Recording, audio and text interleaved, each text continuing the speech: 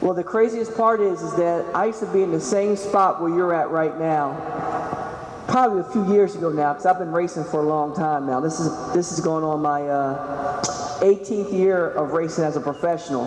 I started racing when I was 21 years old. And I'm going to tell you how my dream became reality.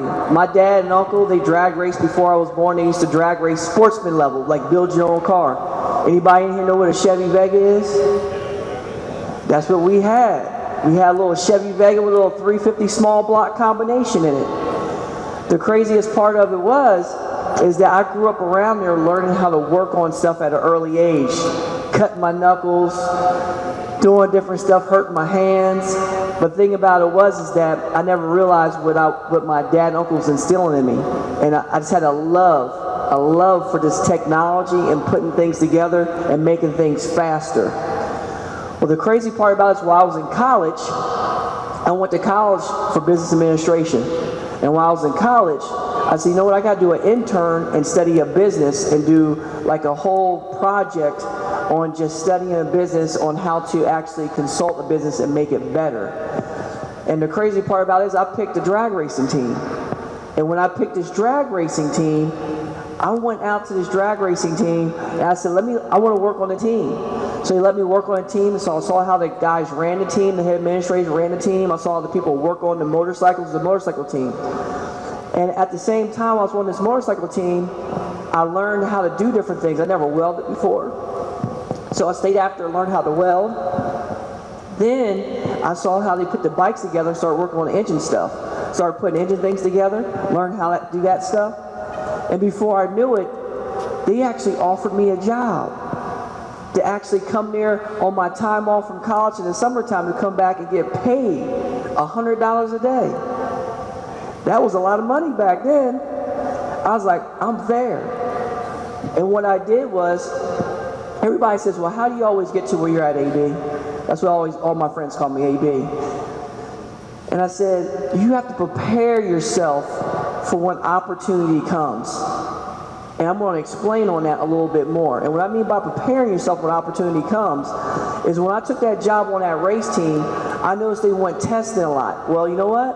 I said, I don't know if I'm ever going to get a chance to drive a pro stock motorcycle, but when I saved my money, I went back and worked with them that summer. I saved that money and I sent myself to drag racing school in Florida called Frank Hawley's Drag Racing School. It literally cost me $3,500 to go there. It's a 3-day school, and they give you classes, and they actually put you on the racetrack on a pro stock bike. And if you get all your runs right, you can leave there with your professional license in pro stock motorcycle, right? So what I did was I sent myself to that school, not knowing if I was ever going to ride a pro stock motorcycle, but that was my dream at the time. Right, here's this kid from Chesterfield, New Jersey, right near Trenton, who grew up around drag racing and said, this is where I want to be. So what I did was I put myself out and around it. Opportunity came, and I actually paid and got my pro side bike license. And hey, I had them, never knew I was going to use them. But the story gets better. The next year, I came back and worked for the same team. We were at a test session, okay, a test session, and the rider couldn't be there to test the motorcycle. And the reason why he had to do a sponsor obligation, like you see I'm speaking in front of you right now, he had to go sign autographs at a convention or something like that. And he says, well, we can't test it there. I said, well, why not? I said, why don't you let me test the bike? You're like, AB, you got to have your license. I said, what? Hold up. I went back, got in my backpack, took my license out, and I went, bam! There's my business card right there, you know? And then the owner kicked it around. Our crew chief who ran the motorcycle said, well, he's small enough, he's light enough, and we're only going to half track. We can get data. This is perfect. He works on the bike, and Ricky ain't here. Him and Ricky about the same size. He can go ride the bike. I didn't even realize it, but that day right there is when my professional career started. It started that day. And myself being prepared for when opportunity comes. And at that time, what happened was, once I did that, other people started seeing me at the drag strips and stuff like that. And that's why I met my new team owner, was Troy Vincent, who we started the Pro Stock bike team with Ricky on it also, and he wanted a new rider on his race team. And then he approached me that year, called and talked to my dad first, then called and talked to me on the phone and offered me an opportunity of a lifetime to actually drive for him on Team 23 Motorsports on the Pro Stock bike. I remember to this day, it was 1997. I was in my college dorm room and he called. And that's when my whole career started. He goes, "You want to come ride?" He couldn't get out of his mouth. I said, "Yeah, I'm there." And that's when my career started. So I always tell people, they go, "Well, Antron, how do you get to where you're at in life? How do you make things that you always wanted to make happen?" Well, for one, if you want to be in racing, or no matter what you want to do in life, you have to put yourself out and around it. And when you put yourself out and around it, the opportunities comes. Make sense? I'm going to represent Matco to the best of my ability, but I'm going to represent Matco like I do myself. And that's the best thing you can do.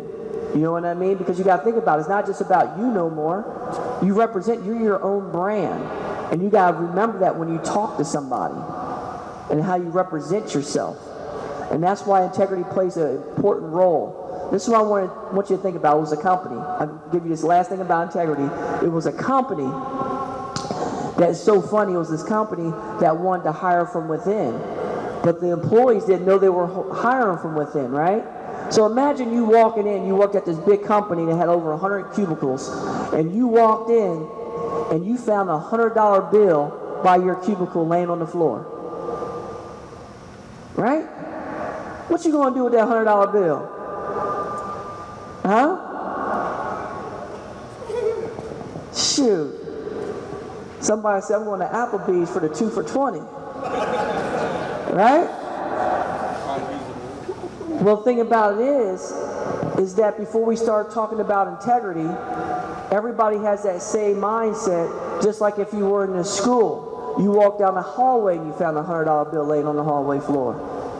What you going to do? You going to take it and take it to that teacher's room that's next to you, or take it to that instructor's room next to you? You're going to take it to the office and say, "Somebody lost a $100 bill," right? It'll be hard to find out who it is because everybody's going to say they lost a $100 bill. But the thing about it is the point. And what happened was, this guy dropped I don't know how many $100 bills, 10 to 15 of them, because the story didn't go in detail in the magazine that I read this in.